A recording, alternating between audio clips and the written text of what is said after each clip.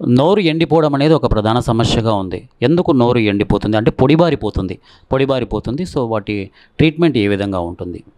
ఇది చాలా సర్వసాధారణంగా చెప్పే కంప్లైంట్ అండి. నోరు ఎండిపోవడం అనేది.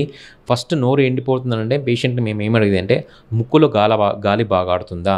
రాత్రిపూట ఏమైనా గురక పెడుతున్నారా అడుగుతామండి. ఎందుకంటే ముక్కులో గానీ గాలాడటం లేదన్నా గురక ఉన్నా గానీ రోజు రాత్రిపూట నోరు తెరుచుకొని నిద్రపోతారు పేషెంట్స్. సో, అప్పుడేమవుద్దంటే నోటి నుంచి గాలి పోతే డ్రైనెస్ అయిపోతుందన్నమాట. సో, మామూలుగా సాధారణంగా ముక్కు నుంచే తీసుకోవాలి. ఎందుకు తీసుకోవాలంటే ముక్కు అనేది మనకు చెక్ పోస్ట్ లాంటిదనమాట. ఈ ముక్కు చెక్ పోస్ట్ అంటే లోపల క్రిములు, గాలి, ఇట్లాంటి దుమ్ము, డస్ట్ అన్నిటిని పట్టుకొని తర్వాత అది లంగ్స్‌లోకి పంపిస్తుందన్నమాట. సో, అందుకు అలాంటి చెక్ పోస్ట్ అనేది ఏమన్నా కొన్ని ముక్కులో కోసుల వల్ల కానీ బ్లాక్ అయినప్పుడు ఏమవుతుందంటే మనం ఆటోమేటిక్‌గా నోరు తెరుచుకుంటాం. సో, నోరు తెరుచుకోవటం వల్ల ఏమవుతుందంటే డ్రై అవుతుందన్నమాట. సో, మనము అట్లా పేషెంట్ వచ్చినప్పుడు డ్రైనెస్ దీనివల్ల అని మేము దానికి తగు చికిత్స ఇచ్చి డ్రైనెస్ పోగొడతాం. మళ్ళీ ఇంకొక డ్రైనెస్ ఎందుకంటే షుగర్ పేషెంట్‌లో ఏమవుతుందంటే డయాబెటిస్ వల్ల లోపలంతా తేమ అంతా తగ్గిపోతుందన్నమాట. ఈ గ్లూకోజ్ లెవెల్స్ పెరిగిపోవటం వల్ల. సో, వాళ్ళకి ఆ షుగర్ అనేది జనరల్ మెడిసిన్ ఫిజిషియన్ దగ్గరికి పంపించి వాళ్ళు దాని దగ్గర చూస్తాం. కొన్ని పేషెంట్‌లో సిండ్రోమ్స్ ఉంటాయి.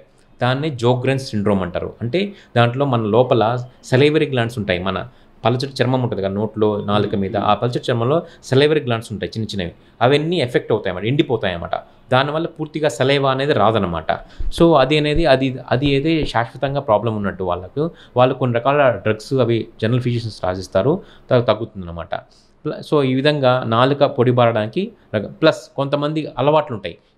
ఇవి ఏంటివి పాన్, గుట్కా ఇవి తినటం వల్ల కూడా లోపల అనేది చర్మం డ్యామేజ్ అయిపోయి ఈ డ్రైనెస్ అనేది ప్రాబ్లం ఉంటుందన్నమాట.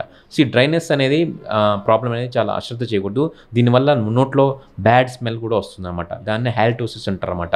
సో, మీరు జాగ్రత్తగా అలాంటి పేషెంట్లకి నీళ్ళు ఎక్కువ తాగమంటాము, పొద్దున రాత్రి బ్రష్ చేసుకోమంటాము, మంచి కూరగాయలు అవి తీసుకుంటే అది తగ్గుతుందన్నమాట. ప్లస్ పళ్ళ ప్రాబ్లం ఉన్నా కానీ ఒక్కోసారి చిగుళ్ళలో ప్రాబ్లం ఉన్నా కానీ డ్రైనెస్ వస్తుంది. దానికి డంటల్ డాక్టర్ దగ్గరికి వెళ్ళి చూపించుకుంటే మంచిదండి.